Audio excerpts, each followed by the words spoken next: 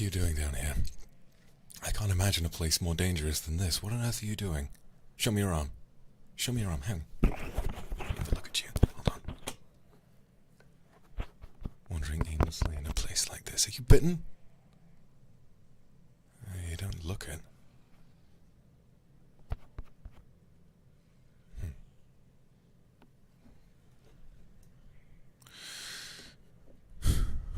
I'll have to do a more thorough check later. My apologies if I scared you, but I want you to know that that weapon you're carrying isn't going to be enough to deal with them anymore. It seems like they're getting stronger. I'm sorry. I'm sorry, I should introduce myself. My name is Vox. Sorry. It's a lot to take in. Am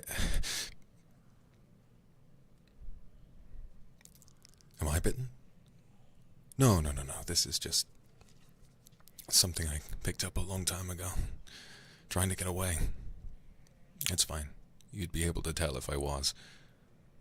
At least I should hope so, considering you've lived as long as you have. I thought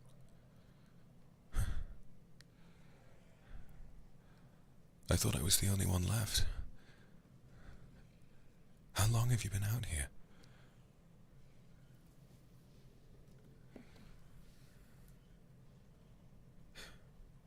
Years now. Me too. No, it has been years now, although sometimes it feels hard to keep track, right? We shouldn't stay here for too long. Do you have somewhere to stay? Do you have a camp? Do you have shelter, food, anything like that? You don't? So you've been down here for... Well, not down here specifically, but you've been wandering for all that time, just living off of scraps. How on earth did you last that long? I don't understand. Well, it's a wonder you are. It's a wonder you have survived. Okay. Listen, we shouldn't stay here for too much longer, but Yes, you can hear them getting closer, can't you? I have a place. It's a little house just outside the city. It's quite a long walk from here, but if we take our time and pace ourselves, we should be able to make it before nightfall. I am happy to bring you there if you can prove to me that you aren't bitten. Alright? I'm going to ask you a few questions. Before I wound up alone, I had 2 friends. Both of them eventually were turned, but not before I realized. And I notice a few key signs before the major symptoms turn up. Firstly, I'm going to have to ask to look at your eyes. Can you hold still for me?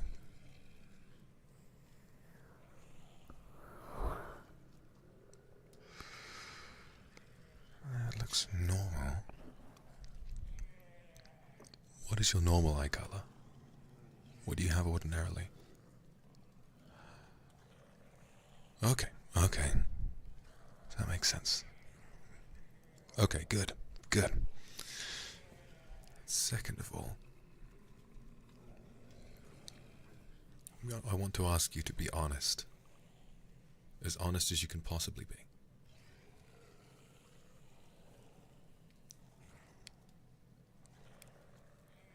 How hungry are you?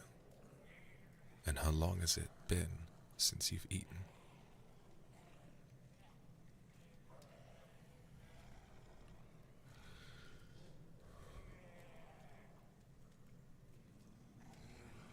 Right. That was the biggest giveaway for me. When I fed my friends, at some point, after having gone out scavenging for food and giving them all I could, Suddenly, no matter how much I fed them, they were still hungry. And it's then I realized that the kinds of things that we humans like to eat just weren't satisfying to them anymore. They needed more. And there's only one thing that has that exact kind of problem. So, if you're truly, and I expect you to hold to this, truly being as honest as you can be, then happily I'll take you home. Now listen. I know that there are undead shambling around outside. But what would you rather I do? What would you rather I do? Would you rather I take your promises at face value, not run any preliminary checks, take you into my home, and then let you do whatever you wanted to me? No. If putting us in some danger means I can save my own skin, then I'll do it. How else do you think I managed to live this long? The outbreak was 6 years ago. 80% of the population was turned in the first year. I haven't lived this long for nothing, and I can't imagine you have either. So I expect you to trust me.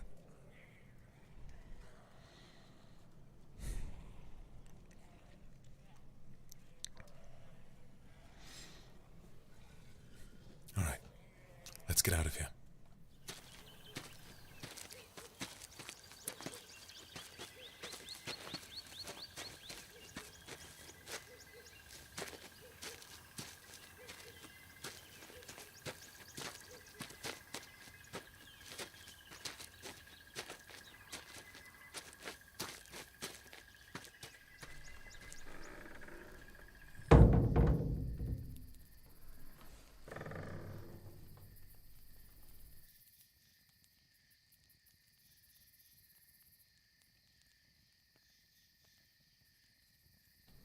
Feels good to have a fire going, doesn't it? I know it isn't much. The windows are starting to break. The walls are chipped. But I promise you, you are safe here. Why haven't they found this? To be honest with you, I'm not quite sure. When I first found this place, there were pretty much no signs of any kind of an undead attack. No body parts anywhere, no green blood. It was old and decrepit, but surprisingly clean, and so I made this my home. If it's at all reassuring to you, I moved here some 6 months ago, and it's been fine ever since. If I had to take a guess, I would imagine probably the thickness of the walls. Perhaps the undead struggle to smell us through the walls, or perhaps they don't operate by smell. Maybe they're thick enough they can't hear us when we talk. I've had other people here, and we've talked a lot, and it's not a sense of this place is fortified. I mean, it is. I've never heard a knock on that door. So I think we might be safe. Maybe safe for a while. So,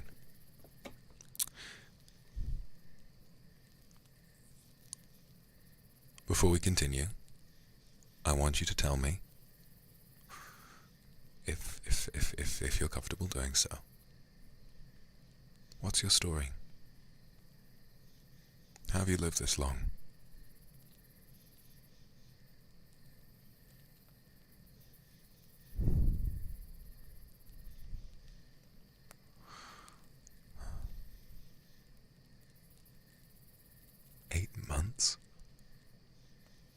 Without any permanent base camp?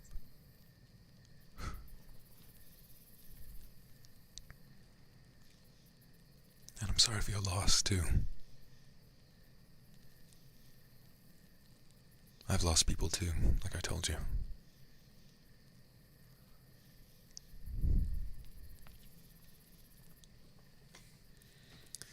Well,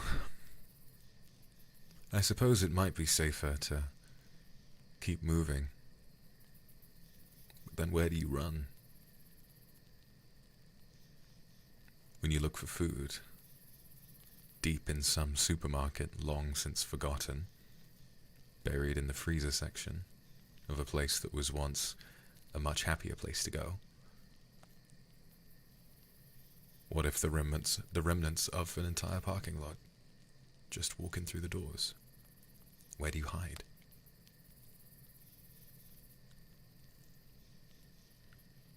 I know I know most of the undead are slow. Not all of them are.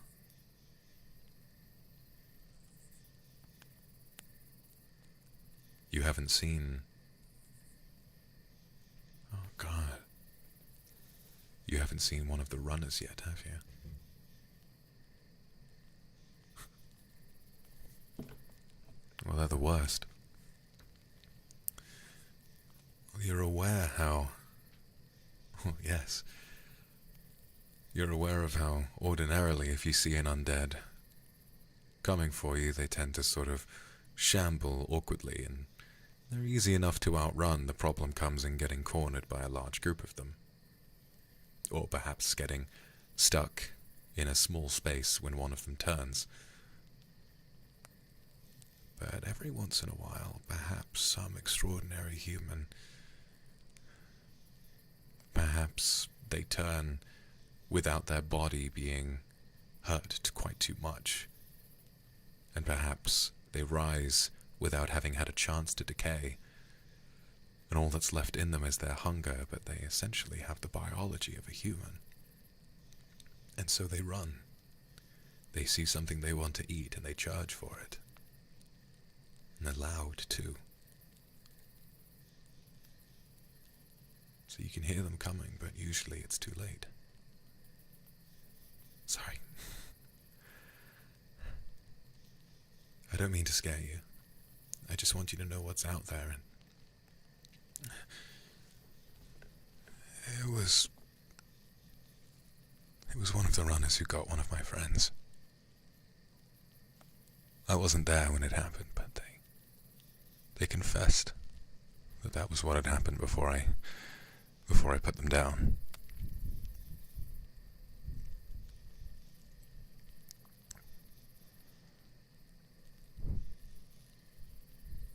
My story.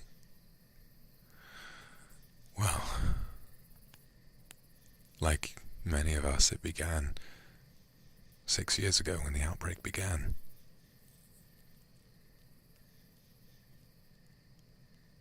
I was working an ordinary, relatively blue-collar job, trying to get by, just like everyone else. And then I remember I was walking to the office one morning, and I was walking past a skyscraper on the same street I work on, and a guy fell from God knows how many stories up and crashed into the ground in front of me. Once the initial shock had subsided, I looked up and I saw glass falling from lots of different windows, almost one by one, and it started slowly. Psh, psh, psh, and then it started speeding up. Psh, psh, psh, psh, psh, psh, psh, until people were falling like a waterfall. And I didn't understand, so I ran. I ran very far away, dropped my briefcase, dropped everything. And it's later that I realized all of those people in the building, they'd turned and they'd smelled something outside. So they'd broken the window, looking for it, and they'd fallen. This virus, it doesn't just make you want to eat human flesh. It makes you sacrifice everything in pursuit of it. Your personality, your languages, your relationships, your emotions, and most importantly, your sense of self-preservation. It's not a desire to live, it's greed. And they were hungry, and so they fell.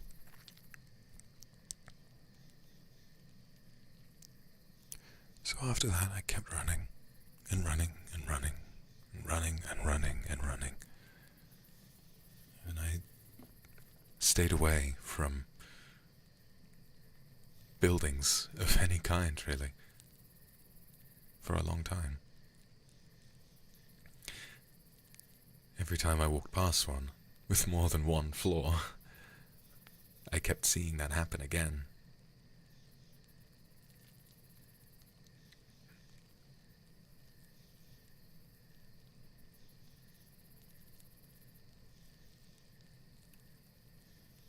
So I ran.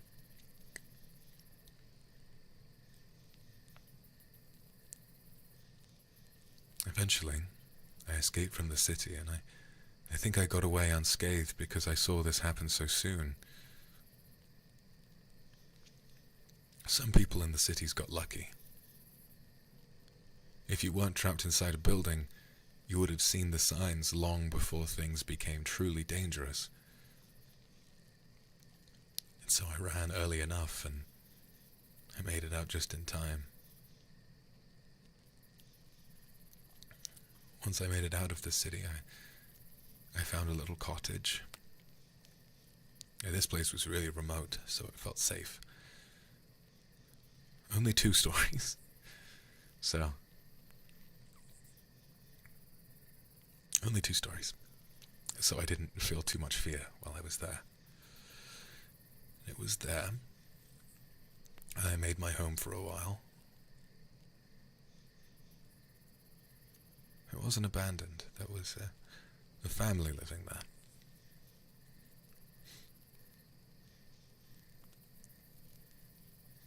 Just an old couple. And they had heard what was happening on the news, and they agreed to take me in, check me, made sure I wasn't bitten. And things were surprisingly not so bad after that. I guess I chose to see it more as a silver lining. After the stress of day-to-day life, suddenly I was just living somewhere else without any of the worries I had before.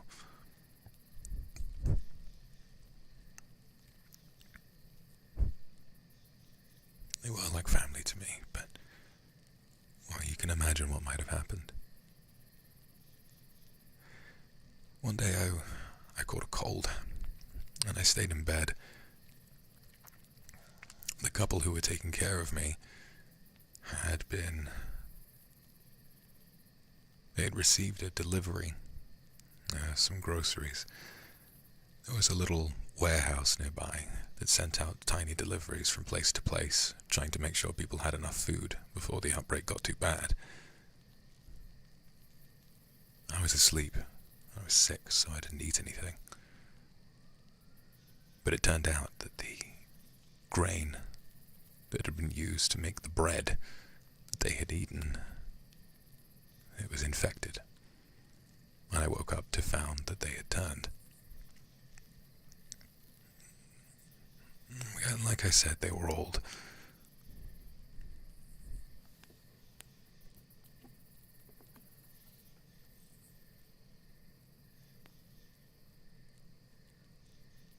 And so I had to put them down. I put them down and I moved on with my life. I kept moving. It's been that way ever since. I move, and I move, and I don't stop.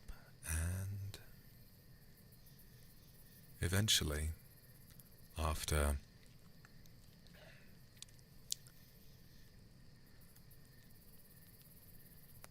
all those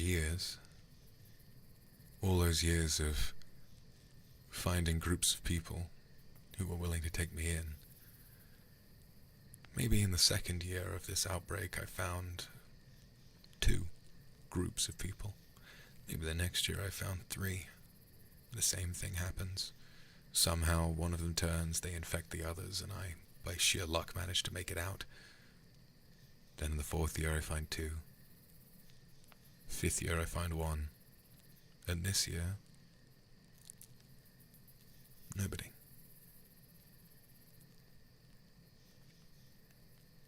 You're the first person I've seen since the middle of last year.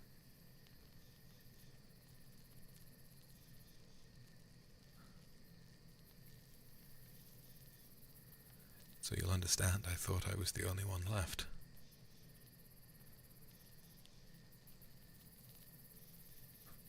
Must have been how you felt too.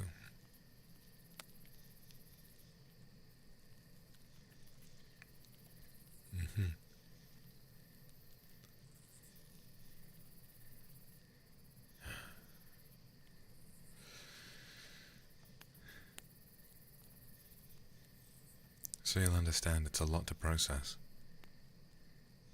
And right now I do assume the worst.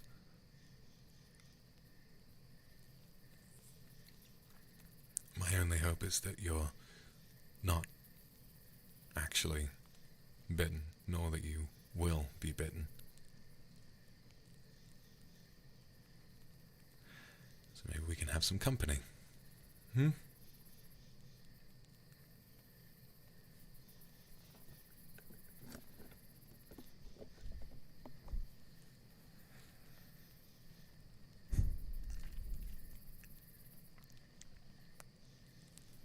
Yes. I'm sorry for what happened to you.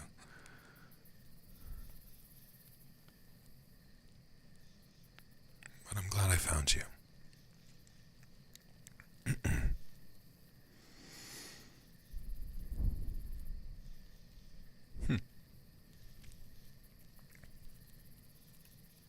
How much do you know about the virus itself?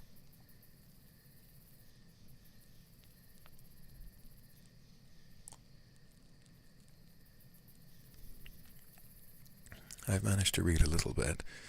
Some newspapers and blog posts were still being written just before all of that got shut down. From what I'm aware, it attacks the nervous system very quickly.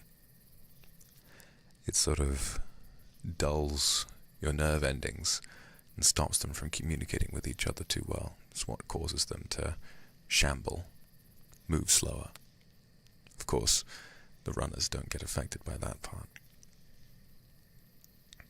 But of course, the main part of that is that when it disconnects from one's brain, there are only a few parts that survive.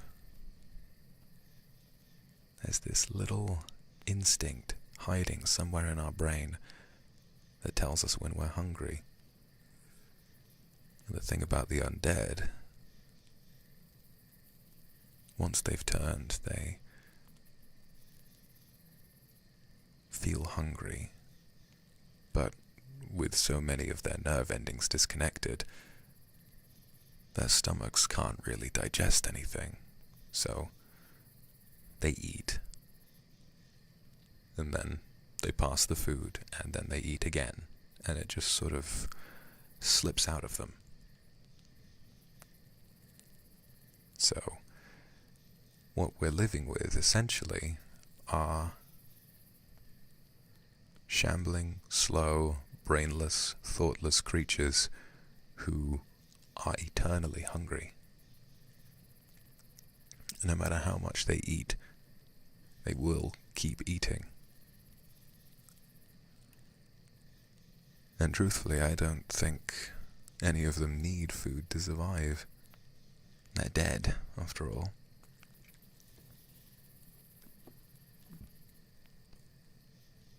It's not as though they'll become more dead if they don't eat anything.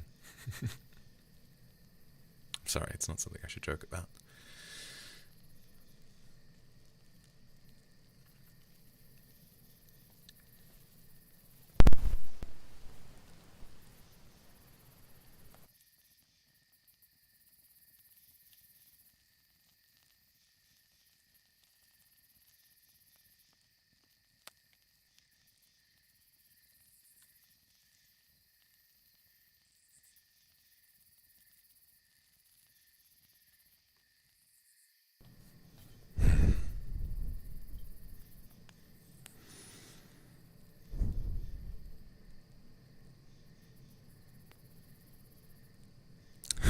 What, you think I know too much?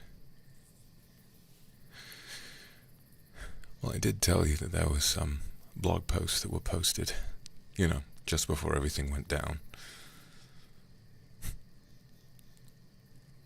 Do you remember the internet?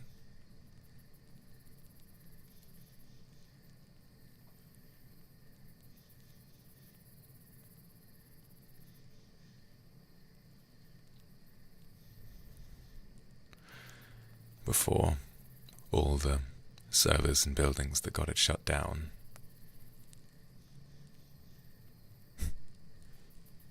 Something like this happened.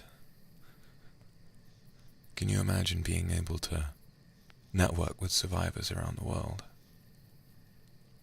Perhaps wherever we are, there's someone else 1, 2, 3, 4, 5 cities over. And then perhaps we could travel to meet each other.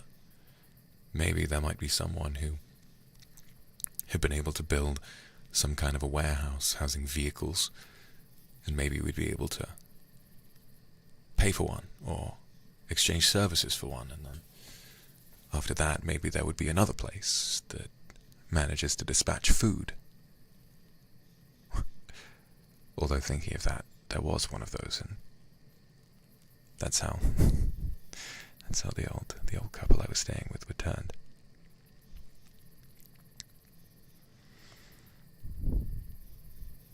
Do you remember having a weird sort of craving for something very specific? Maybe you needed a piece of tech, like a charger, or maybe you needed something for your dishwasher, like rinse aid or something. And then you'd be able to go online, click a few buttons, and then it would be at your doorstep in less than a day. Chocolate? Yes. Chocolate. Chocolate was nice.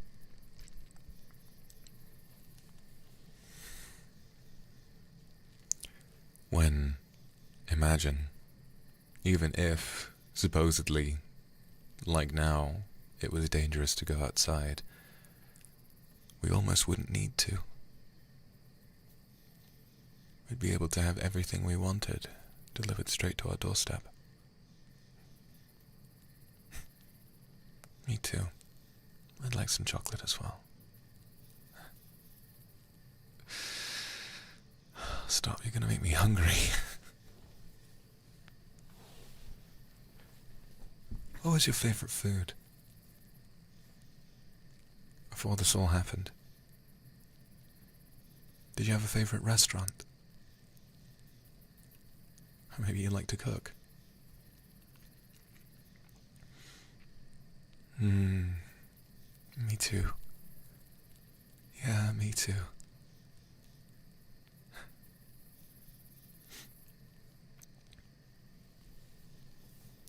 I always used to like pizza.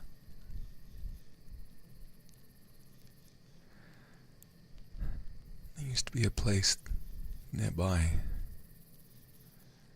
It was a little Italian mom and pop store. And they used to make this really beautiful, puffy crusted, nicely charred base pizza. They had one of those gigantic wood-fired ovens.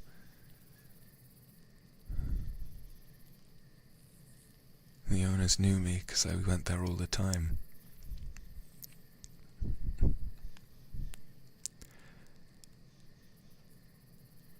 used to make my favorite kind of pizza. It was spicy. It had some... Oh no, I'm gonna get hungry now. It had sliced peppers, cherry tomatoes, goat's cheese,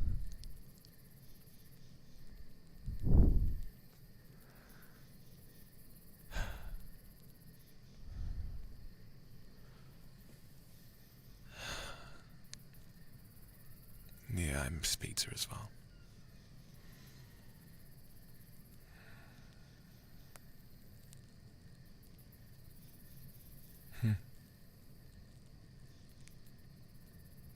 I always found it odd. Whenever I hear a siren go off, it makes me think maybe there's someone else out there.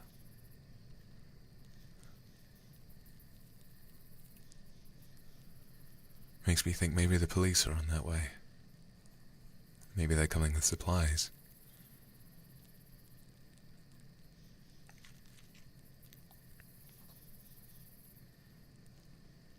But then, with the amount of undead that there are out there, my best guess is that occasionally they might smell something in the glove compartment of a police car. They just kind of stumble in and their head bonks one of the buttons that turns them on. And so, out across the world, broadcast it. A little false bit of hope. Someone's on the way. Get to a safe location. We'll be there in 15 minutes. Yes. Yes, you're right. And I think it stops because the sound attracts them all. And then you have maybe 500 undead surrounding one car, and eventually it's crushed. And they keep moving.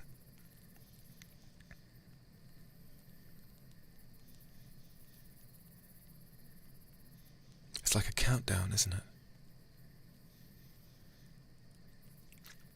One day, all the vehicles and buildings that make noise will be destroyed.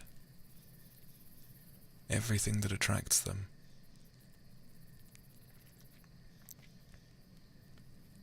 And every time we hear them, it's the last time they're crying out. Every time a fire engine, an ambulance, lets its sirens wail, it's like it's calling out for help, and then it gets crushed and silenced. So every time you hear one, the number of them in the world is slowly dwindling, and one day there won't be any left. And one day there won't be any of us left. And only then will the last breath of humanity have finally been snuffed out.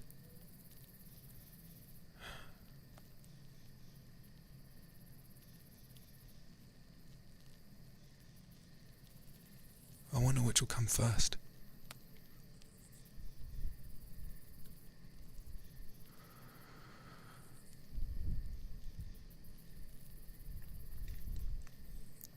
Will we go, or will the machines go first?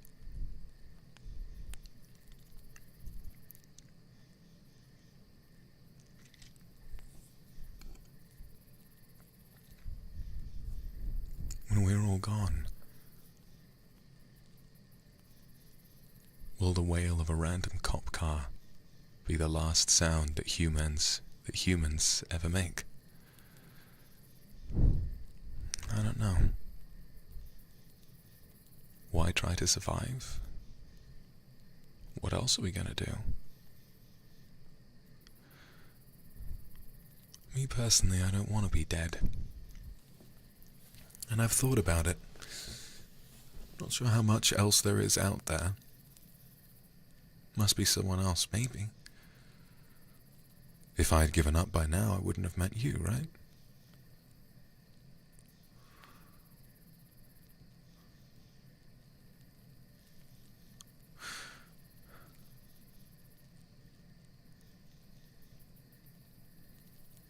I thought about my options once. I was sat, a few years ago, sat in a building that had recently housed myself and a whole group of survivors. And as you can imagine, I was the last one alive. After I'd stopped the last one, I sat in what had been my room, and I thought, I really thought,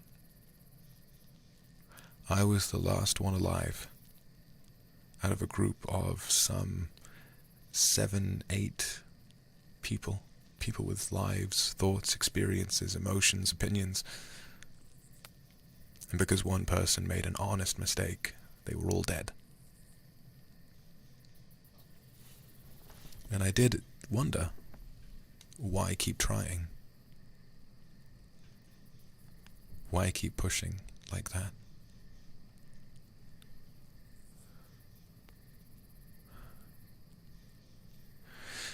And then I thought,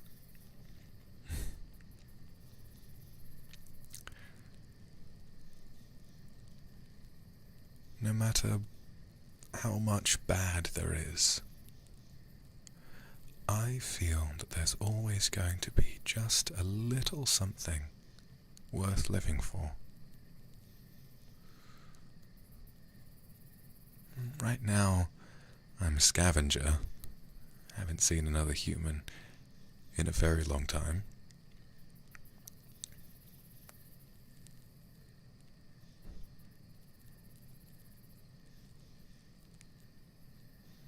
But when I do scavenge, sometimes I find something nice. Sometimes I'll sneak into the freezer in a supermarket down the street, and maybe I'll find some dino nuggets, you know? Maybe I'll find some childhood delicacy I can stick over my fireplace and just cook, you know? And when I cook, I stop thinking about the way the world is for a bit, and in those moments, I'm happy.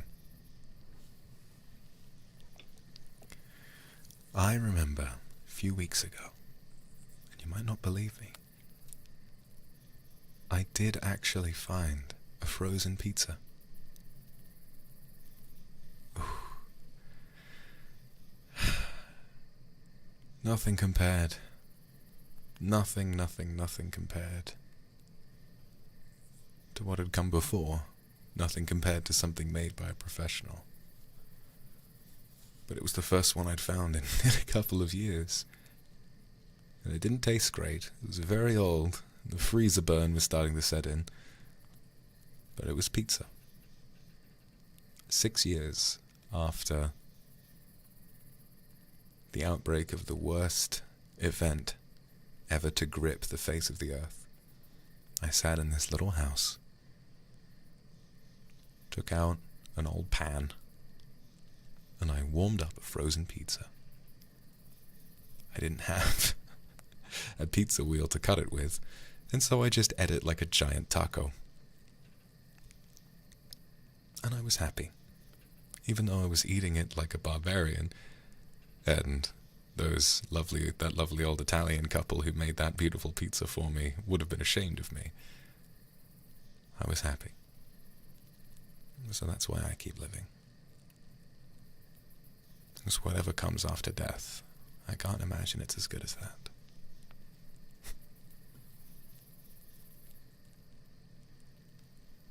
What about you? You asked me why I keep running.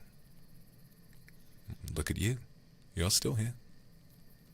Can't have been all in one place for that much time.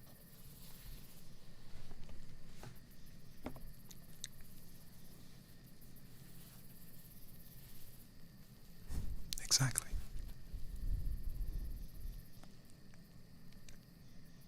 Hmm.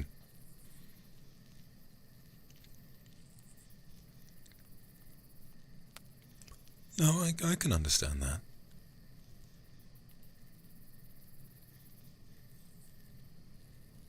Hmm.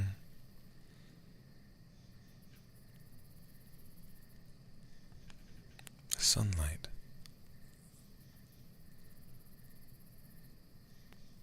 That is true, isn't it?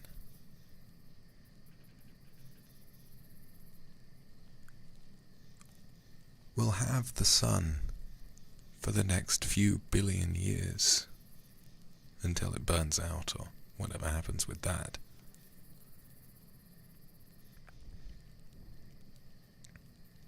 And so, in our lifetimes, no matter how terrible things get, no matter how awful every living, waking moment of our lives actually are, there is a guarantee, a firm, strong, absolute guarantee that every morning we will see the sun.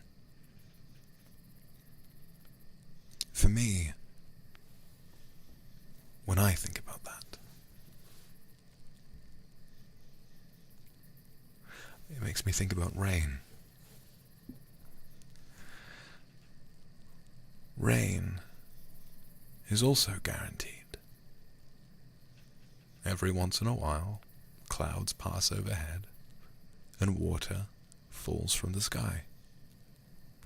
Rain is absolute across the whole world. In some countries it rains more than in others, but everyone, well, not everyone, but most of us know what rain is.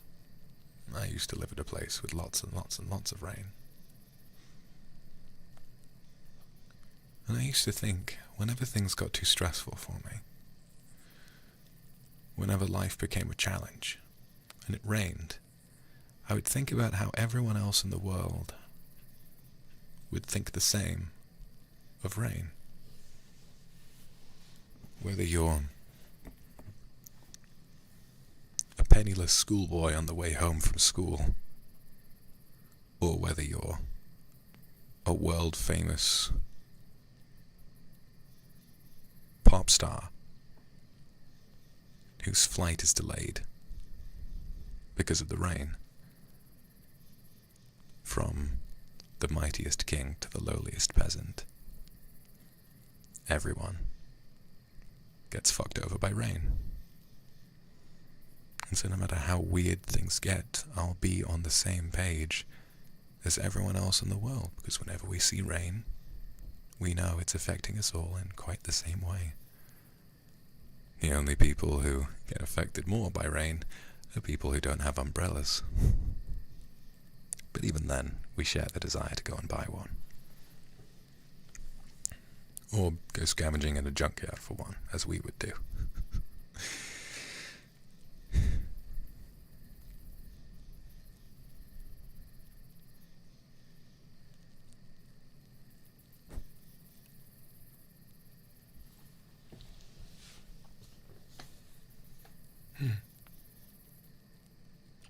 I like your smile too.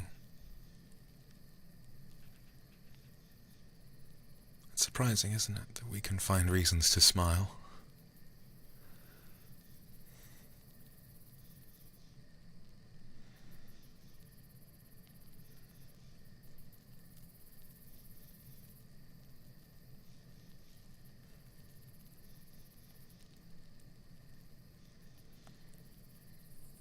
In these dark times.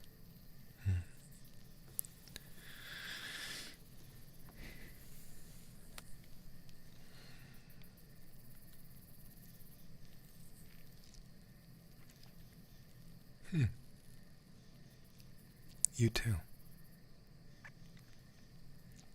You make me smile as well. It's nice to just forget about everything for a bit and chat. You know, for me, I like to believe because after 6 years of all this, we need to find a way to stay positive. I like to believe that somewhere out there, there's some secret base with a whole team of scientists, and those scientists have been working this whole time on finding a cure, or an antidote, or a vaccine for whatever it is that's doing this to us. And then eventually, they might find us. We can be immunized, find some way, maybe even of turning all the undead back to life, although that's a bit of a stretch. Even if we lose all the people who've been gone already, what if one day all the undead are gone, they've been wiped away, and all of us don't have to worry about the virus anymore? What would you want in a world like that, where we're some of the only people?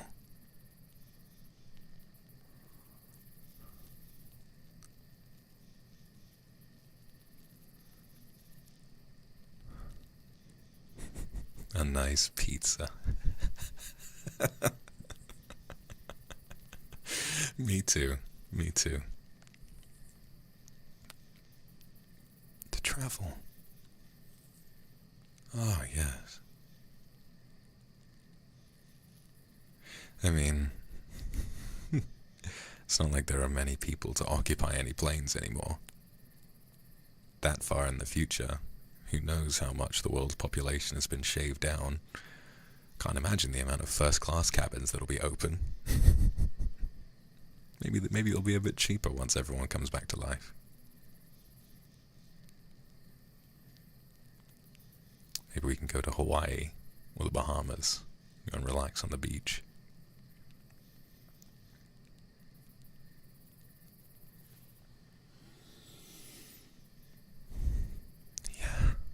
Me too. Because even though I find some temporary distractions sometimes, I see these things in my nightmares. I see the faces of the people I've lost in my nightmares. Every time I try to go to my bedroll, pack it in for the night, look over at the stairs, and I imagine one of them, maybe a runner, pounding it up the stairs to come and get me. What if I didn't notice one of them come in?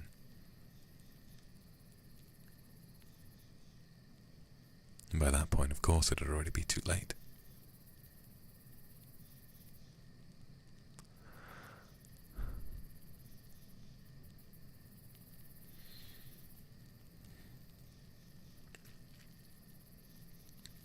So I think I agree with you. The best thing about living past this would be being able to finally relax.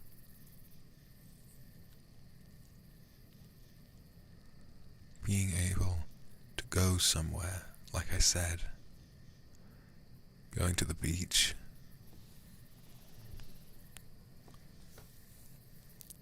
perhaps going for a walk in the woods. I used to love the woods. It's far too dangerous now. I used to love the woods. Early mornings in the woods, dewy grass, wet leaves on the trees, twigs and sticks and dry leaves breaking underfoot, going for a picnic, cracking open a bottle of wine. Oh yeah.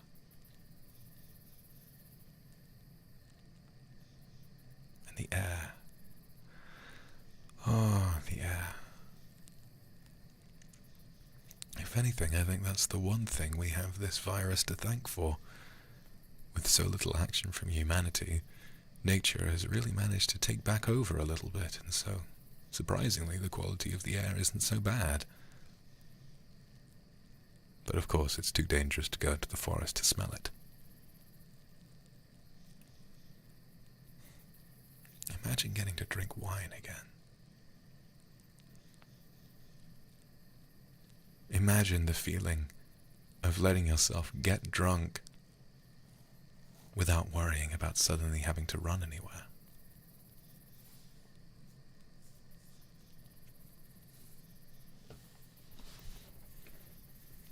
Yes, the wine would be aged nicely by now.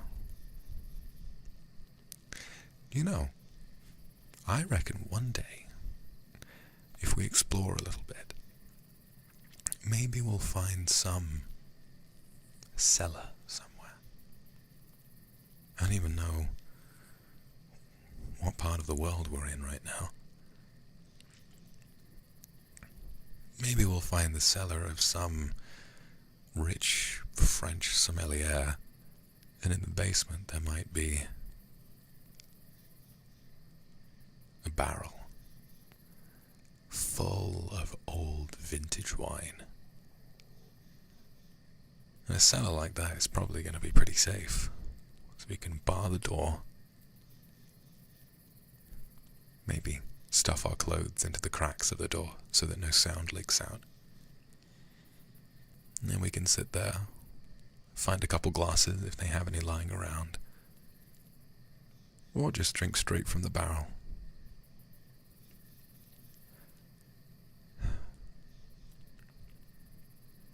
One day,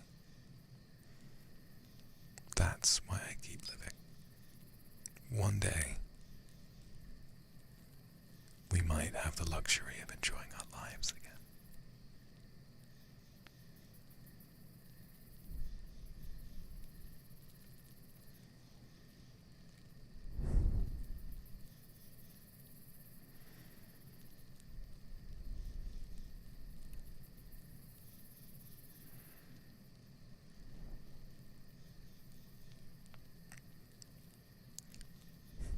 You seem like you're doing a bit better now. It's good. You hungry? Okay, that's good. You'll just have to let me know if you need anything. I do have a little bit saved up.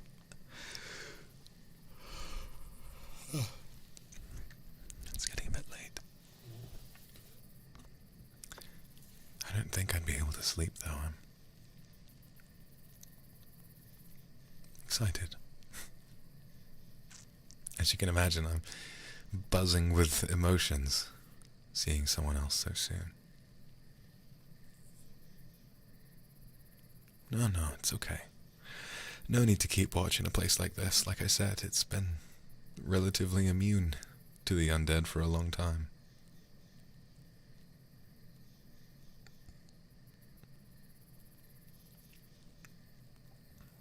If you want to sleep, you can sleep. And I've got a little pantry with just a couple of little things that I've been saving for a while, but I'd be happy to share them with you.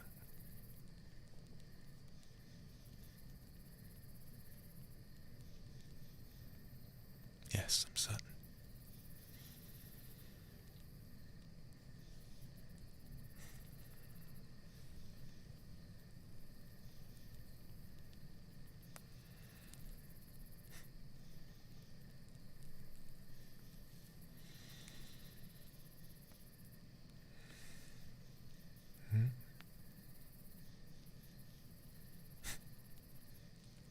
You sure?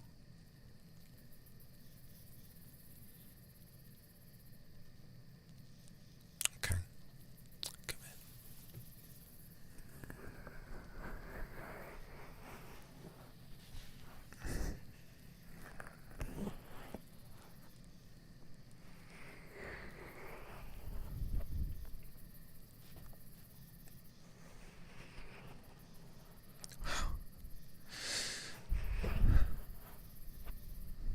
Yeah, no, it's a lot, isn't it?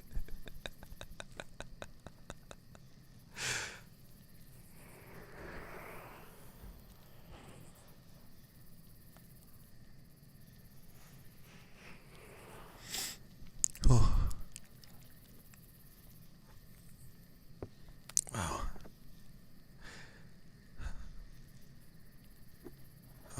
you do forget that human beings are warm.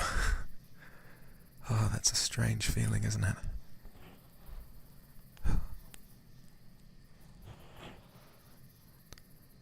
How did you manage to have such smooth, lovely skin after this many years? It's wonderful.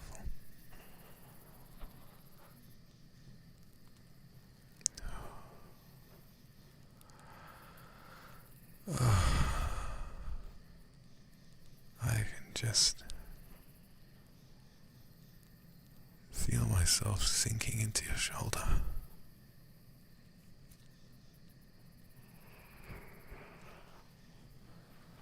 Oh, I feel as though I could stay here for days.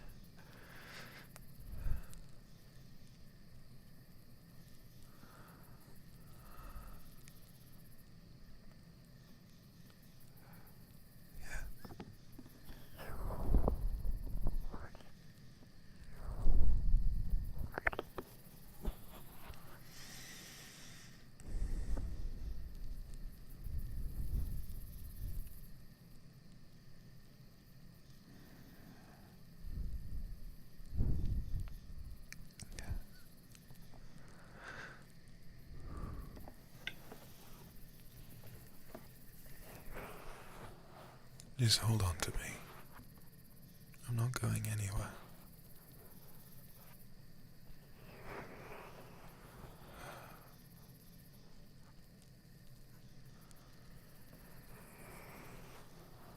I'm not going anywhere.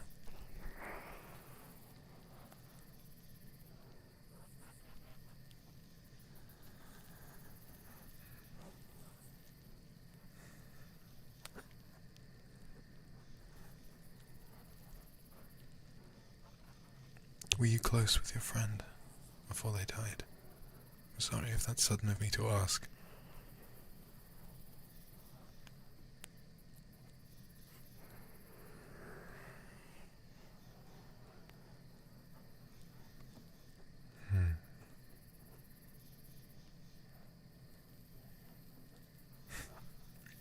Yeah.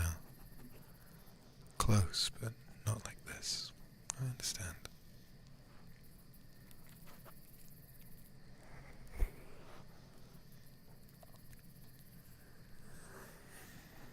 So the last time you held someone like this must have been even longer, right?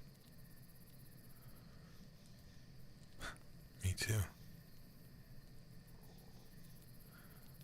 I'm not sure if it was bad luck or not. I don't think... You know...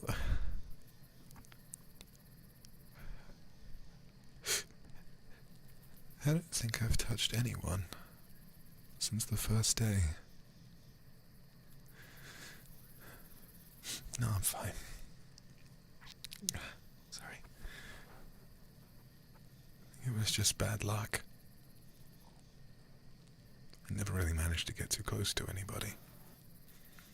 Obviously, people are more defensive, but then I think that was the culture of the time, when this was all new.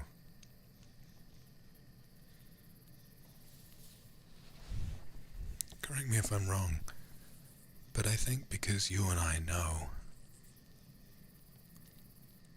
that we're in a bad situation, and we haven't seen anyone in a long time, it's almost nice to throw caution to the wind and just trust someone, you know.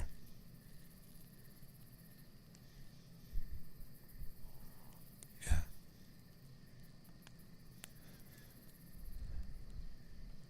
People used to be less trusting, but I think now this feels right. Oh. Shh.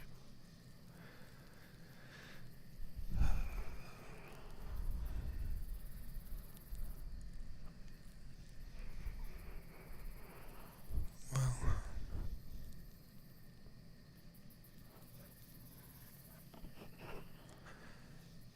we'll certainly be better off now that we've found each other, weren't we? Oh, God, yes. It's me trying to be utilitarian again. Trying to see the best in everything. Or seeing how useful it all is. No, you're right. It is overwhelming. Very much.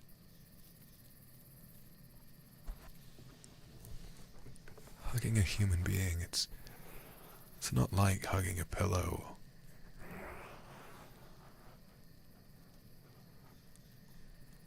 Hugging a hot water bottle or anything like that. It's so many little experiences wrapped up. It's warmth.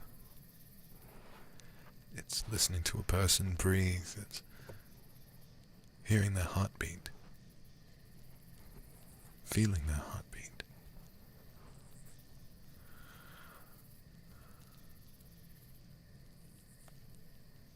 Feeling the texture of their skin. Smelling their hair.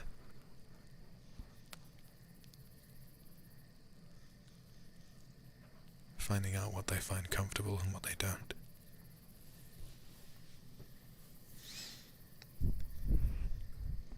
Can you touch my hair? Sure.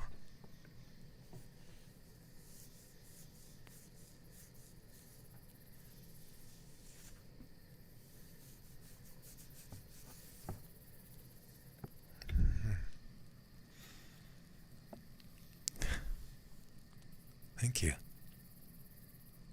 Yours is soft too.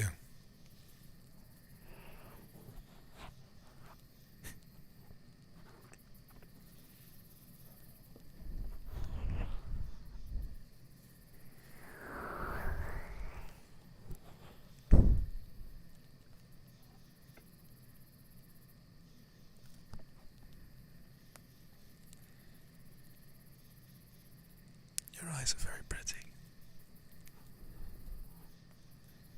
Sorry. Sorry.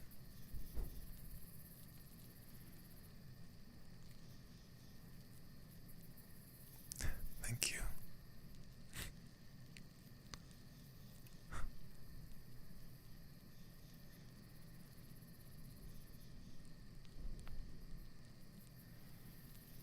That's the kind of thing you wouldn't say to a person after having known them for not very long.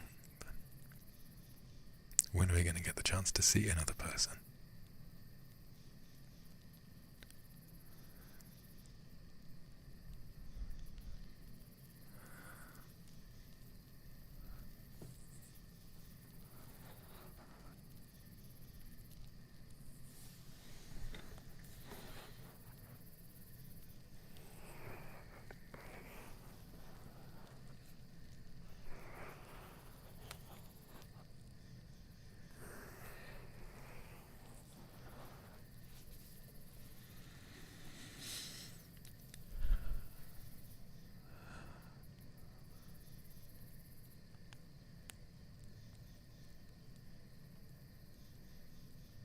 Yes.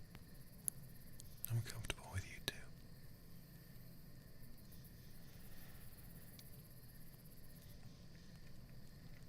For some reason, I'm not feeling the usual instinct that I feel when I meet a new person, or back when I was meeting new people through all of this. Back then, there was always the worry, you know. What are their intentions? Do they want to steal your food? Do they want to take your place you're living at? Has one of them been bitten, for example? I'm not feeling that. I think, if only just for right now, then maybe in the days to come,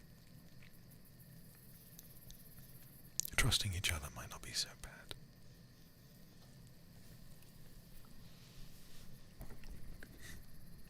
And even if I'm wrong,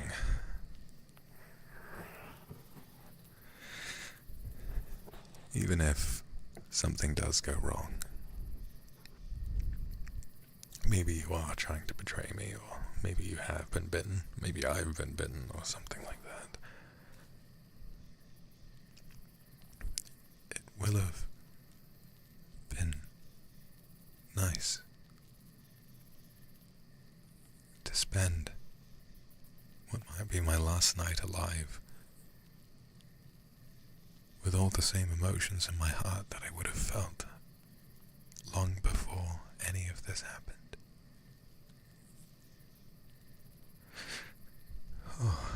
Oh, wow.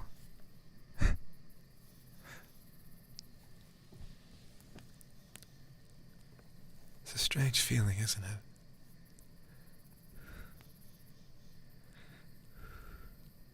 When I look at you, it's like there's a vignette that sort of creeps in from the corners of my vision.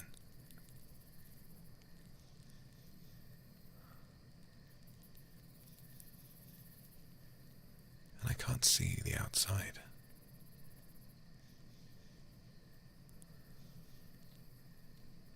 It's like I can't even remember where I am or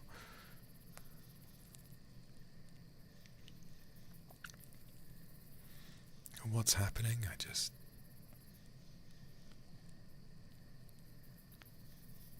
I feel calm.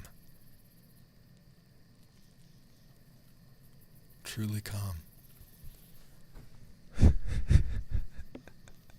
Right, and before you worry, no, I don't feel an ounce of hunger in me, so I don't think it's that.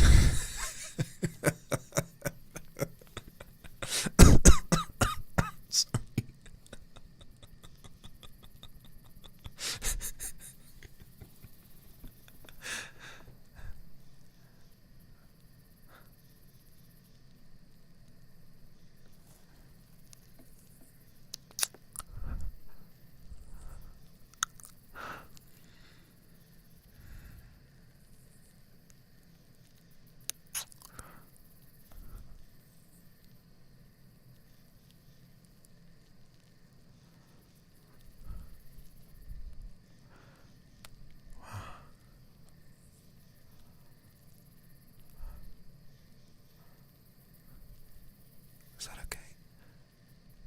Yeah.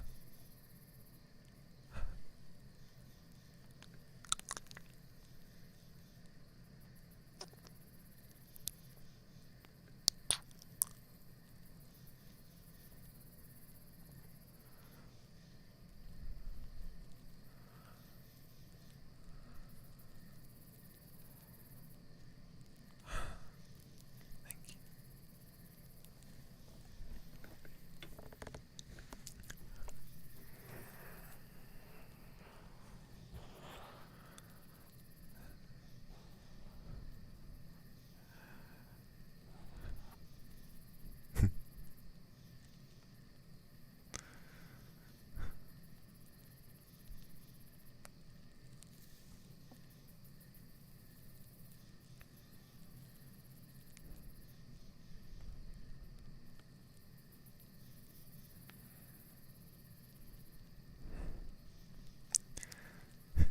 It is strange. I remember when I first saw you.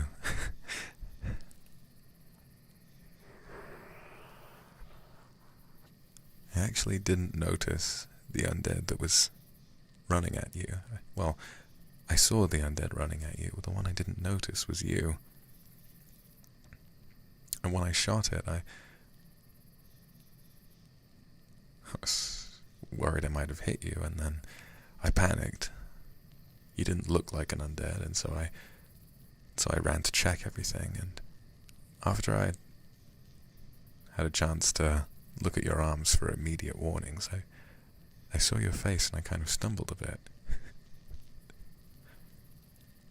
It's weird, isn't it?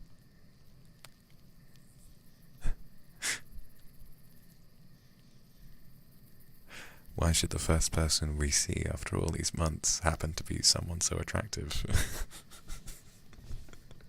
Aren't I lucky, right?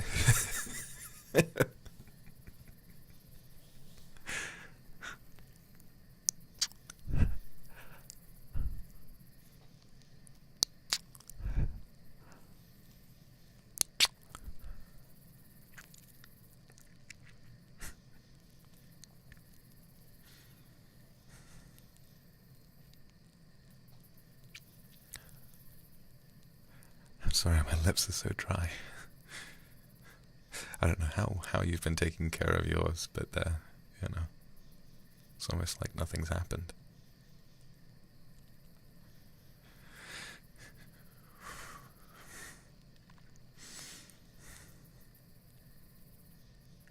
Come here.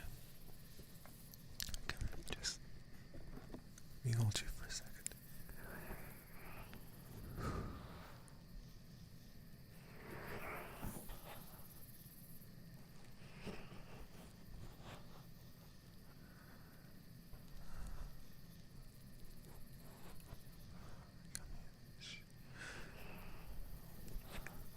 You know,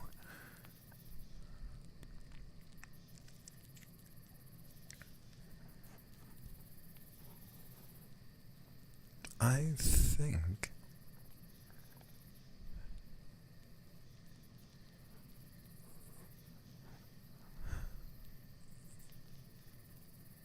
things might be all right.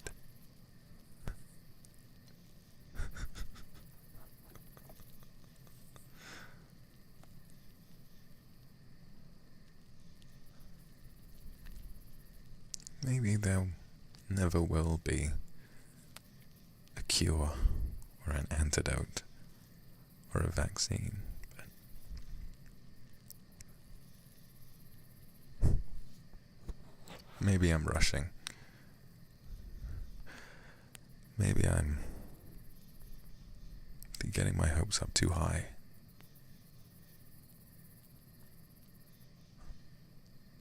Yes. I feel good when I have you in my arms too.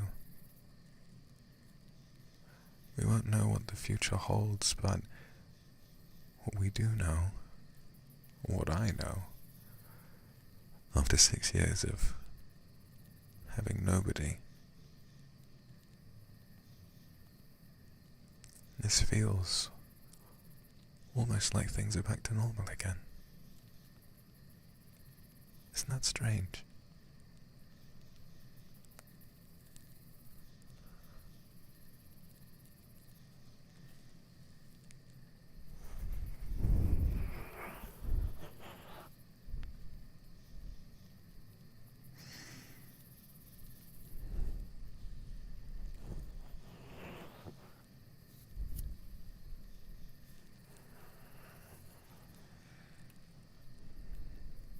Yeah.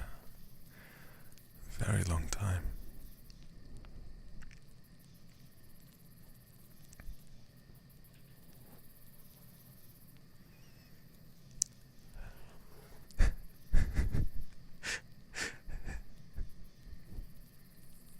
Mm-hmm. Okay.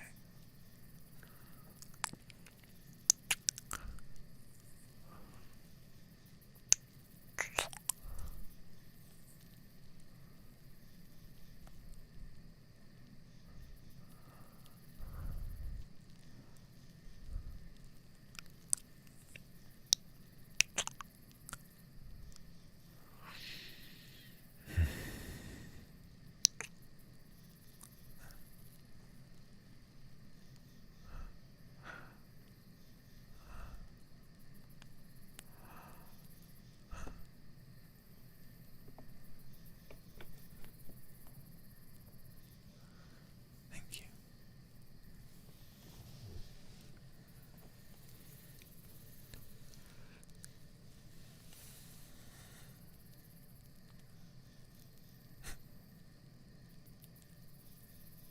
Yes, I imagine you can tell how desperate I've been for just the littlest bit of affection.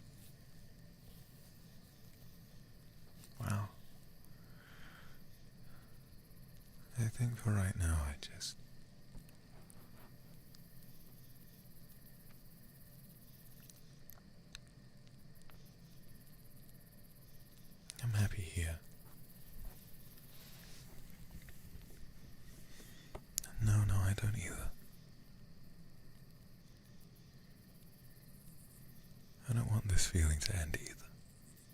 Stay. Stay.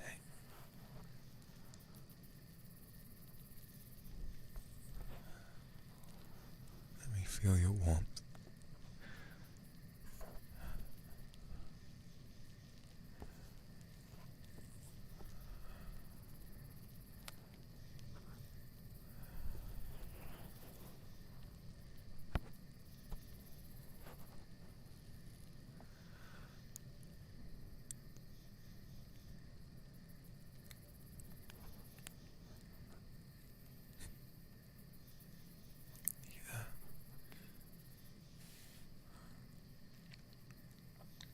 It does get very cold at night out here, doesn't it? And obviously we'll have to put the campfire out. But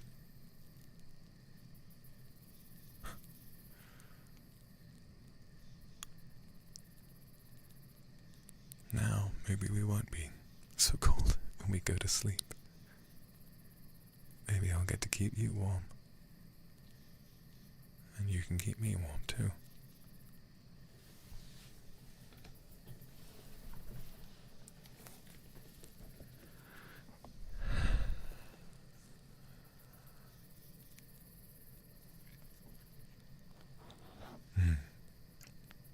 Me neither.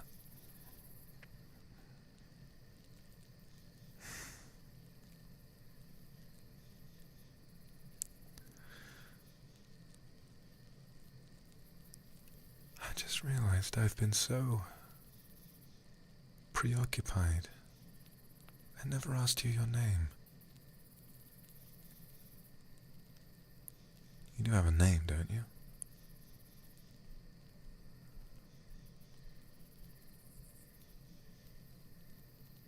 Huh. That's a very nice name.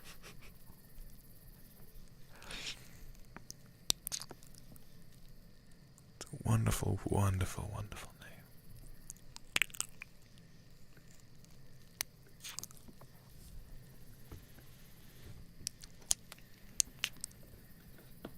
No.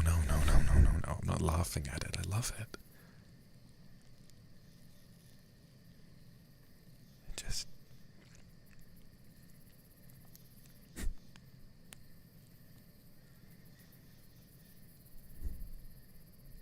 I thought it was a nice name, and hearing good news or something I like, it's almost surprising, you know? It catches me off guard almost to the point where it makes me laugh. If I were to go somewhere and I were to hear news other than, oh, one of the places you'd been going for food is now overrun with undead. If I hear that news, I'm like, you know, it's Tuesday. Then I hear, what else? Some news other than that, like, you've met someone you think is beautiful and they have a lovely sounding name and soft skin and wet lips. It's so surprising, it's almost funny.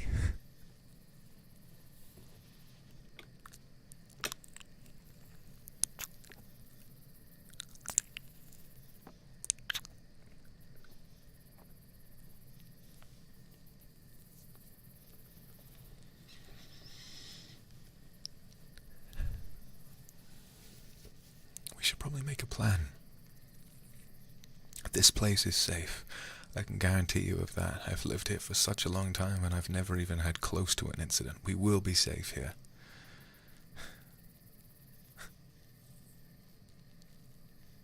It's reminding me of the internet again. It's almost like, oh, I shouldn't say it, but you know, obviously I only have one bedroll, so we'll have to share.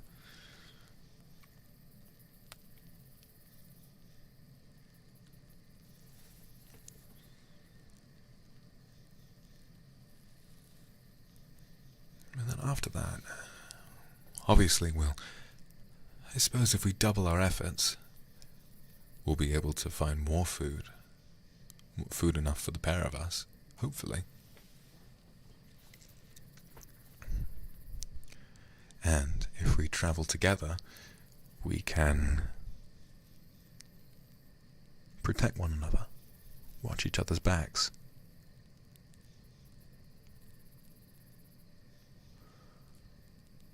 And if one of us were to be caught, as much as I don't want to think about that ever happening,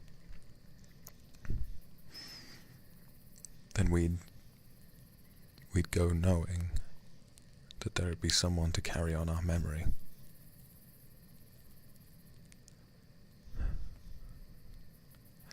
So right now I think you might be the only person who knows I exist. And maybe I'm the only person who knows you exist.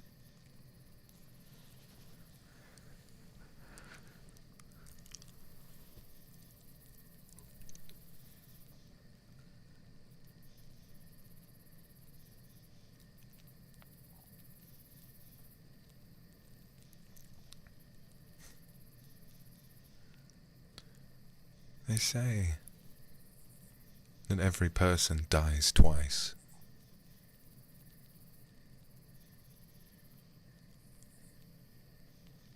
First time is when we die properly, and the second time is when our name is spoken for the last time.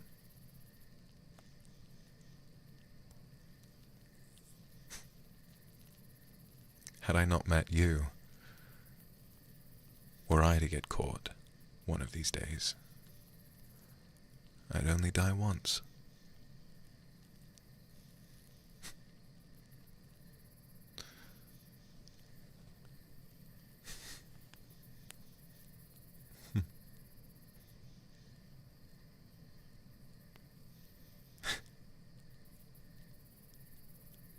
So yes, maybe, just to make sure that our names continue to be spoken for years to come. What was that old movie? Call me by your name and I'll call you by mine.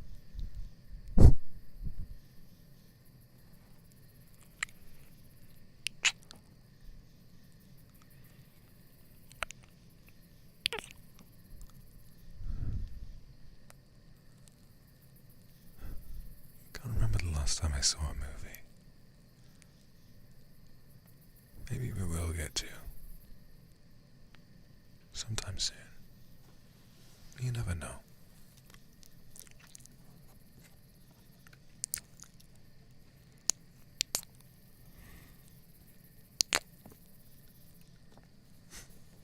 Sorry.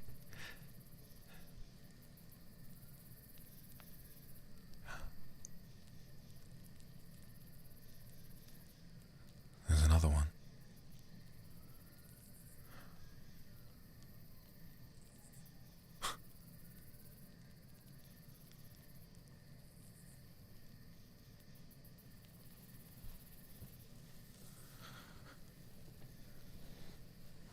No, I'm sorry. I was just going to say,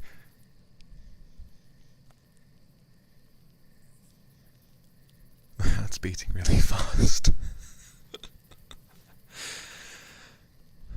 It's the first time my heart's beaten fast for anything apart from fear in a long time, so I have to thank you for that. I should think after all these years of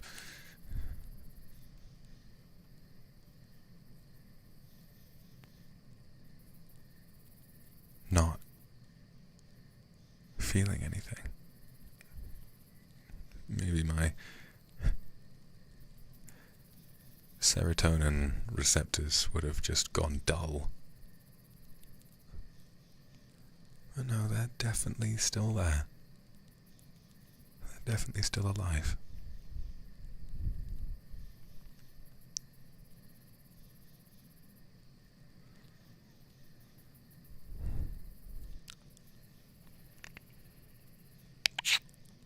I'll never get tired of this. Sorry. It's incredible.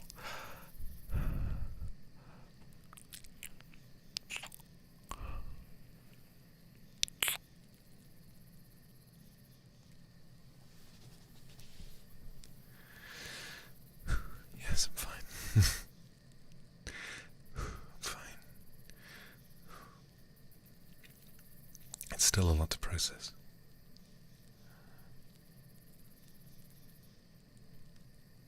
Tomorrow, I don't think we really need to go anywhere.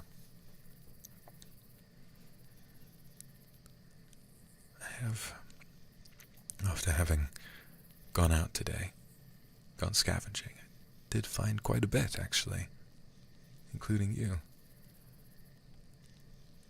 So we've got plenty of food holed up in a little pantry.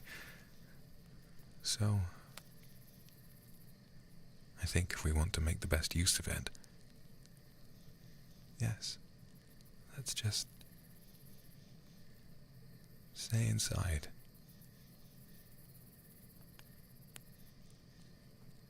For the whole day.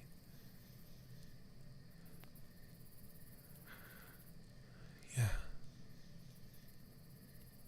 No need to rush outside during the day to make sure we get back before nightfall. You can watch the sun rise from one window and then watch it set from the other.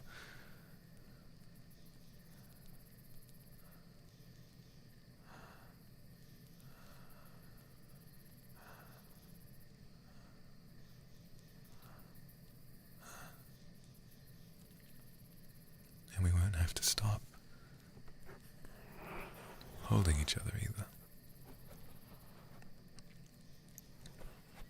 I'll just stay warm, eat nice food and swap stories. You're right, yes. And feel like a day off work. Or a snow day. You wake up one morning and get the news. Don't have to come into work today. Don't have to come into school today. And that feeling of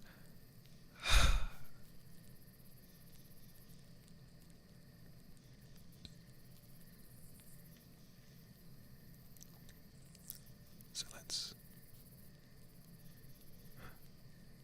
relax together.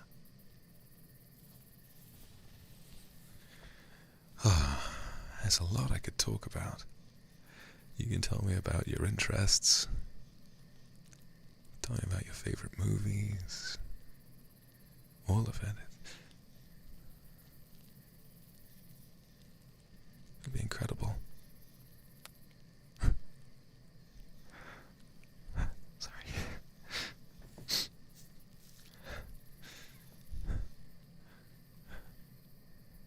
I feel like if I kiss you again, I'm going to start crying. It's so wonderful. Let me just come here. Shh. Just come here. Shh.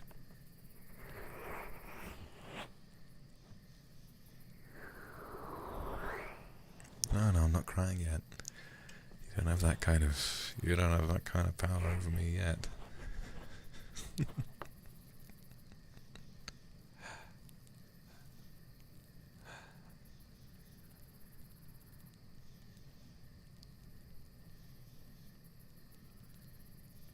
You tired?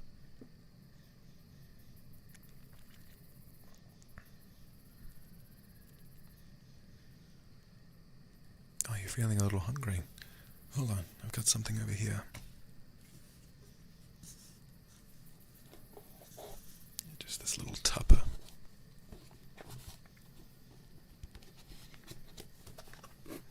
It's got like a couple granola bars in it. You can have one of those. Should be enough to tide you over for tonight.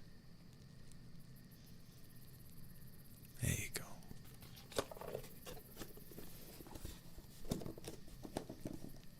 There you go.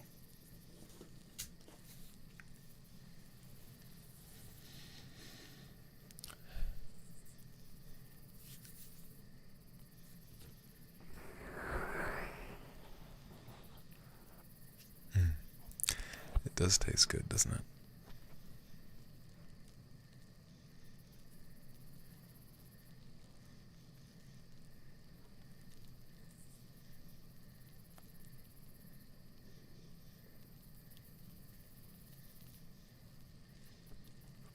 Hey. Oh, no, I'm fine. I ate before I went out, so I'm I'm a tiny bit hungry, but I'd rather save myself for the morning. I'll be okay.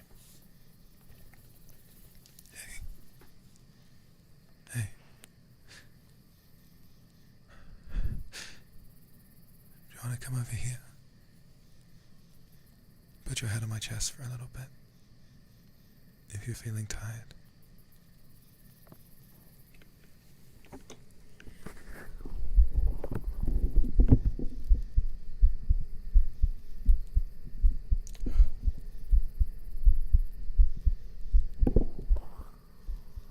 Yeah, you can hear how fast my heart is beating.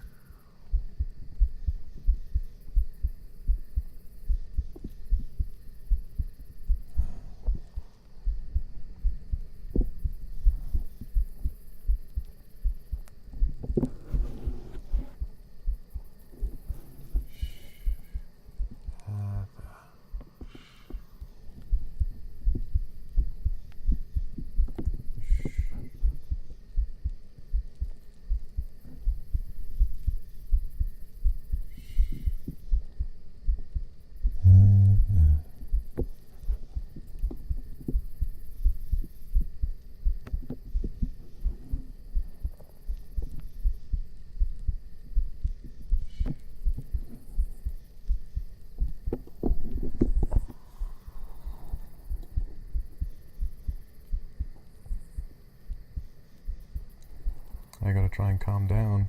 I don't know if I can.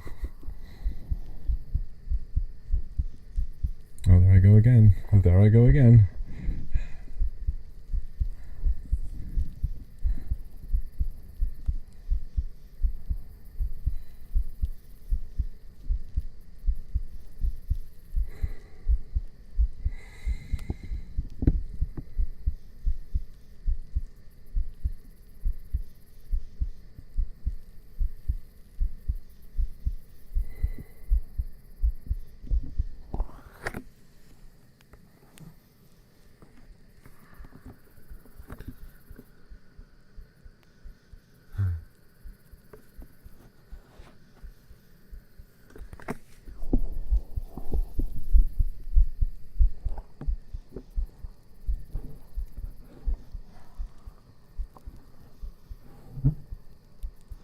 You like music?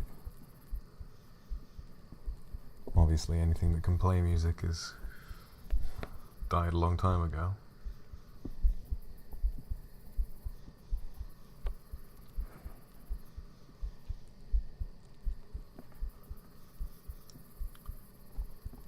You are my sunshine, my only sunshine. You make me happy when skies are grey. You'll never know, dear, how much I love you. So don't take my sunshine away.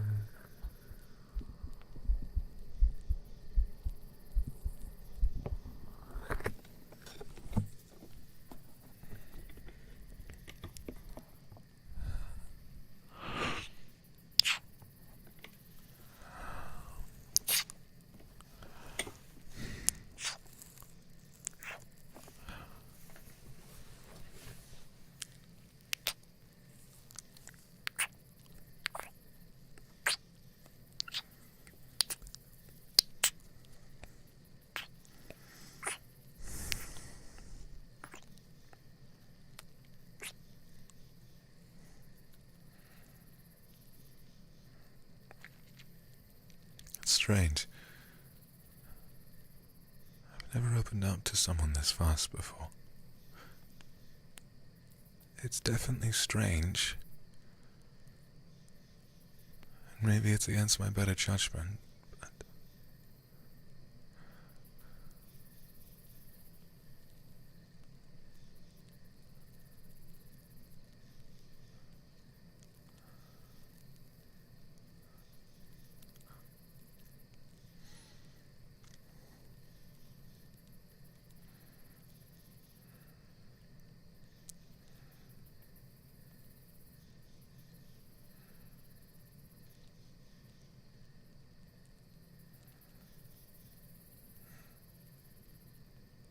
It's nice.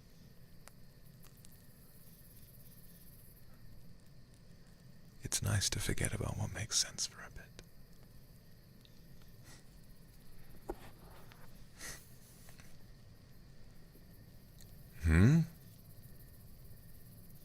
Oh wow, I got a load of you.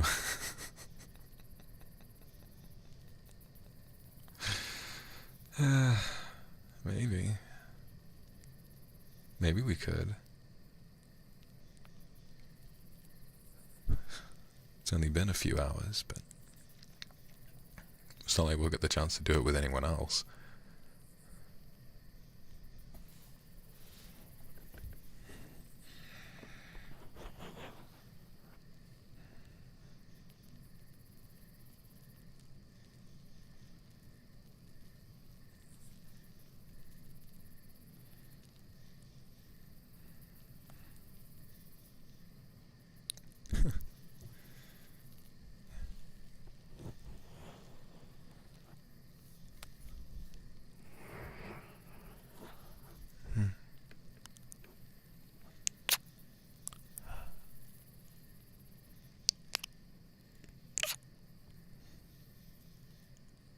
I don't even know if I remember how to do it, to be honest.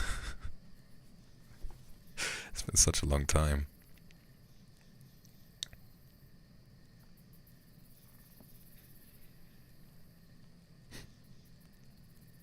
Yeah, I think for both of us, we've been so deprived, maybe it would be a bit of a speed run. Well,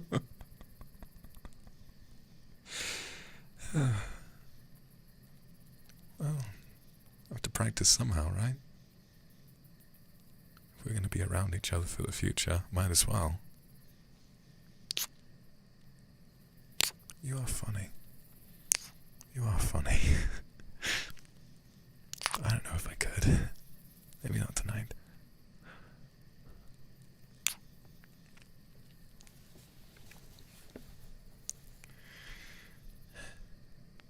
It is strange though, don't you think? How the urge to reproduce, it sort of disappears when you're in danger, or when there are more important things afoot. At least I've always felt that. It feels, the desire for love and romance and sex, the rest of the time it's just about as overpowering as I imagine everyone else feels it. But then when this all came in, I think I spent months just not even thinking about it.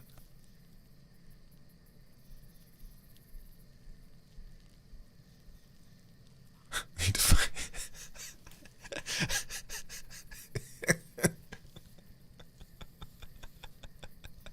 You are absolutely right. We would probably need to find a shower first.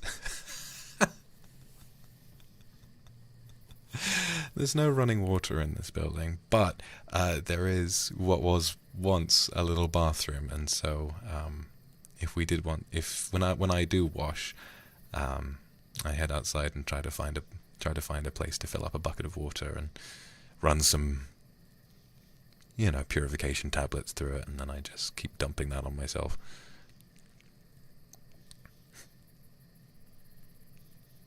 It's not great, but it is what it is.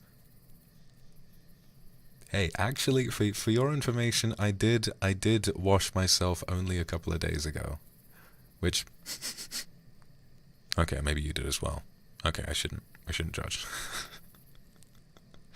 Listen, we're in the middle of a certifiable zombie apocalypse. Running water no longer exists. There are no supermarkets selling soap, shampoo, conditioner, whatever. I think we've got an excuse to be a little stinky. Okay? I think you smell nice. Your hair especially, I think, smells really nice.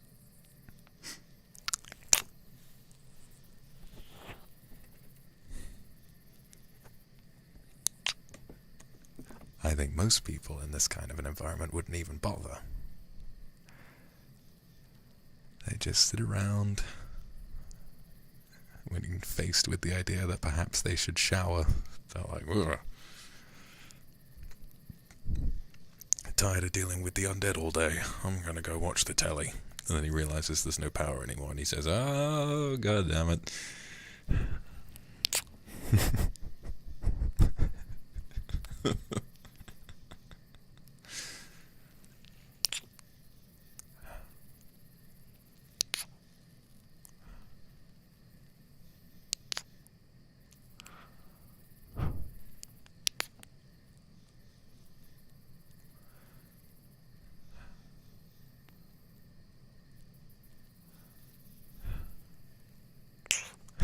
In this economy, exactly. Oh, you're so funny. How did your sense of humor last this long? And how did I find you? Surely, if there is anyone else out there, they will have become these jaded, cynical monsters by now. Coping mechanism, maybe. Maybe it is. But if we cope by laughing,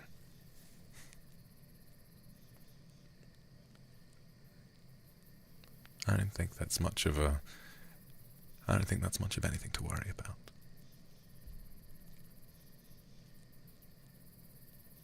It is the best medicine after all.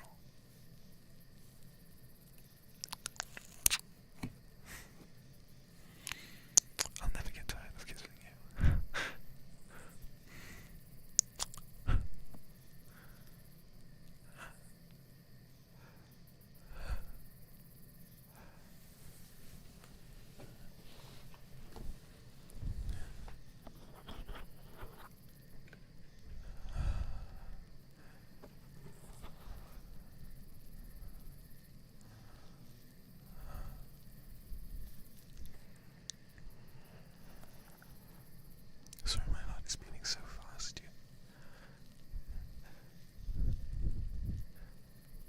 You brought up the idea, and now I can't stop thinking about it.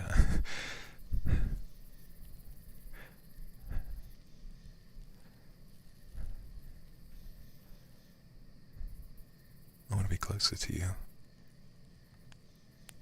Can I take your shirt off?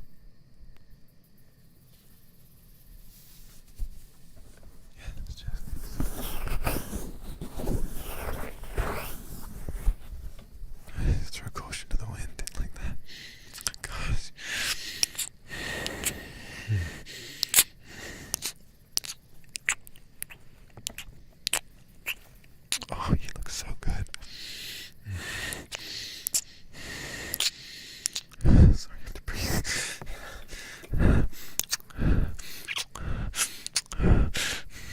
Okay, yeah, no, I'll take mine off as well.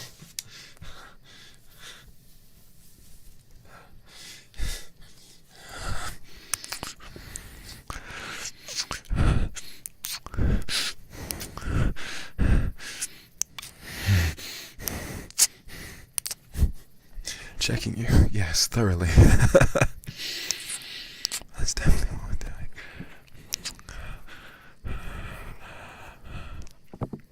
Oh, I can't take my hands off you. Your skin is so lovely, it's so soft. How did you take such good care of it? I don't understand.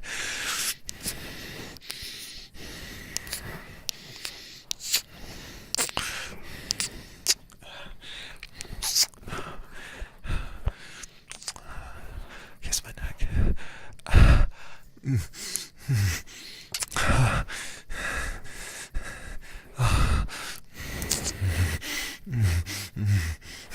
Ow! Easy. I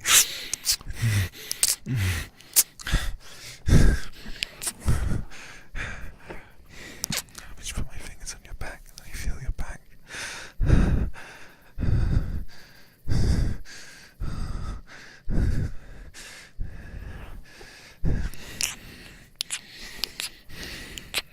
Oh God, I've missed it so much.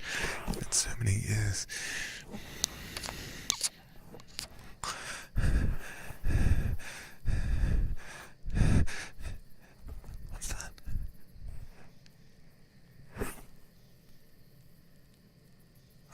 think you've got a... Are you wounded? Hold on, let me see. Let me see, why don't you turn around? No, it's okay.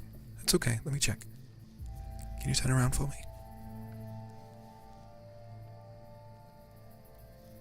Oh. You're bleeding a little.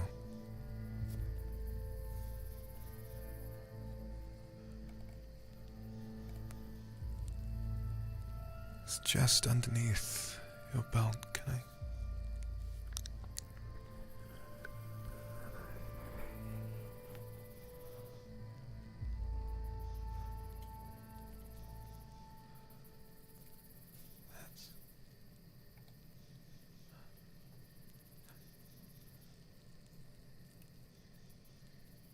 There are teeth marks in you. It's unmistakable.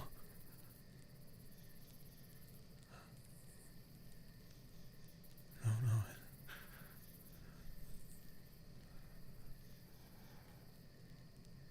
I know you're not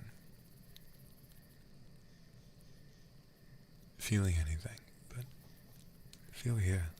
I'll touch it.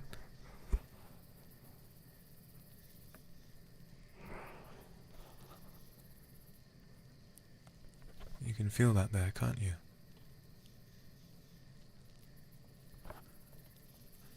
It's a little...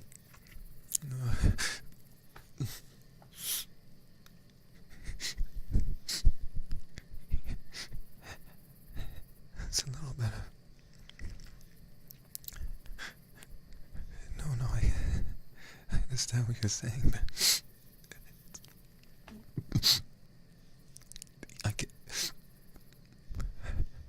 I can see the green in your veins right around it.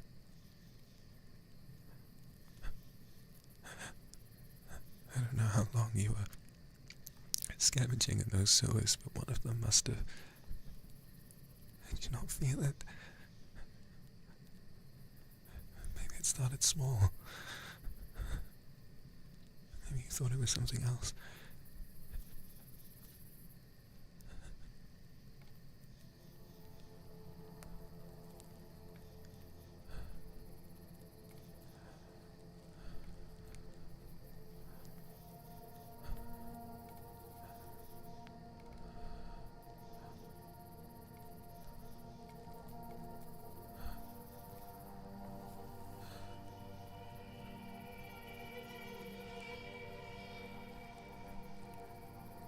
I've had to do every other time.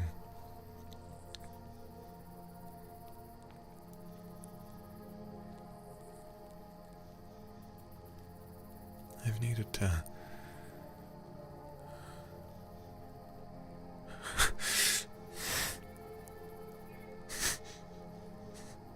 I've needed to be the one to put them down.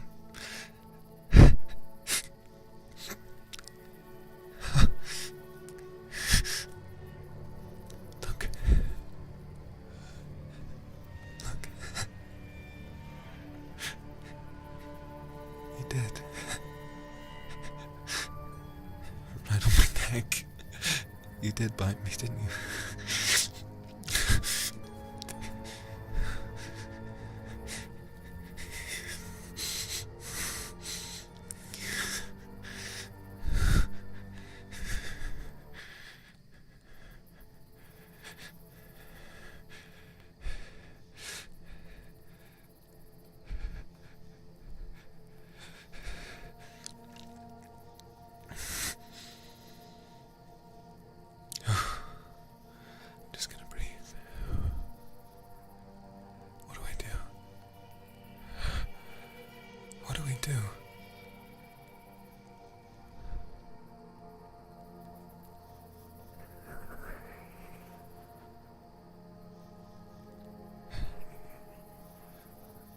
What do we do?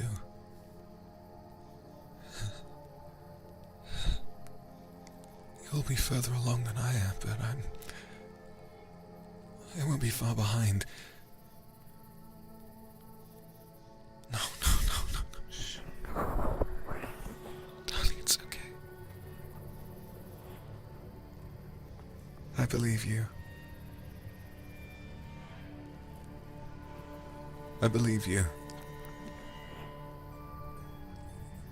I do. I know. I could tell that when you were talking to me you'd only done so with honesty. That's why I trusted you. I know you didn't know. I know you didn't. It's fine. It's okay.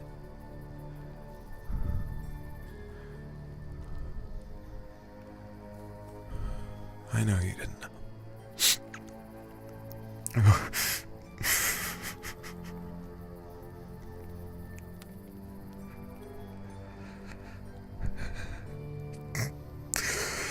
Oh.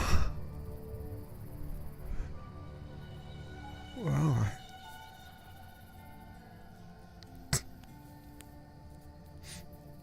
what's gonna happen?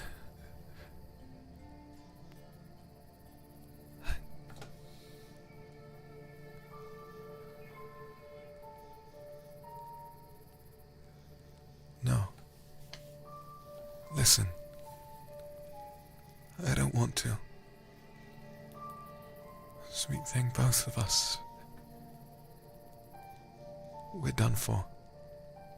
We just are. And if you hadn't bitten me, my only option would be to do to you what I've done to everyone else.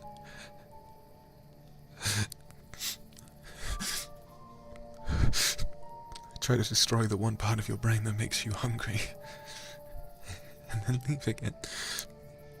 Because they were here.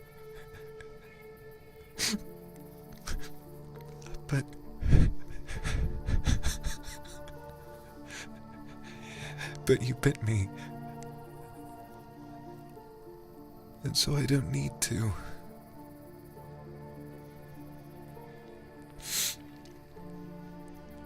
This is it.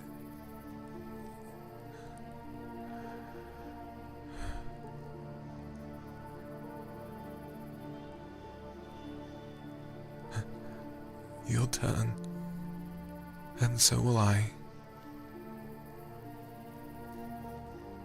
And no more good will be done. Yeah.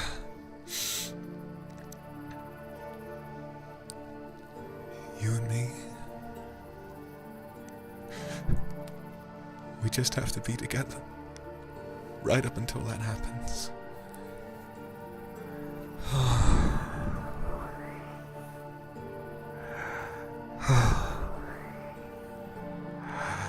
Oh, I'm sorry.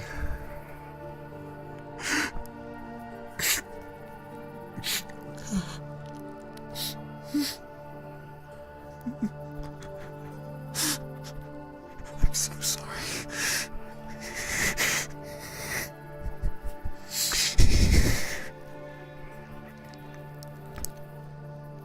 In spite of what was taking over your body, you still had this wonderful smile.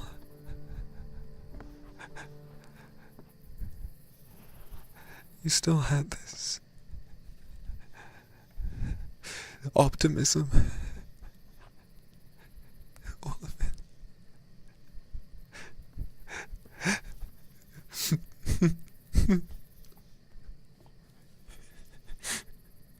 And I know for my last life on Earth, for my last night ever alive,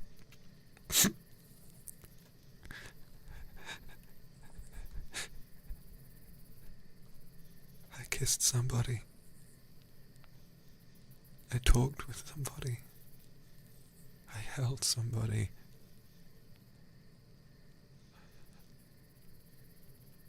I don't mind.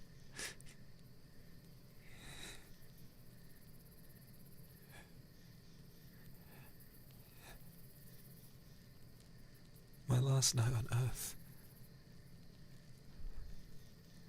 I spent it feeling like I was in love. And so no, I don't mind. I wouldn't rather do this with anyone but you.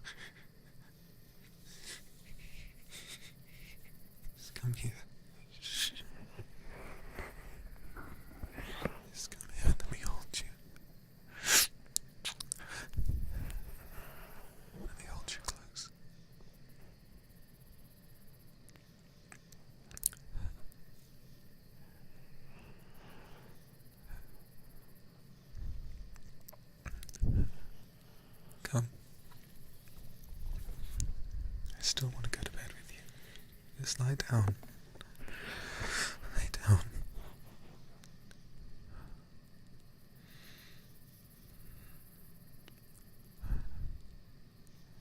I don't care what happens now.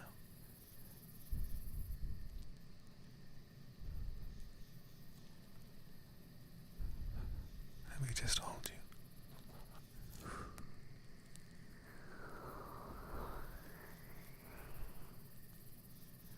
Even in all of this, somehow I'm still happy. Somehow I'm still happy.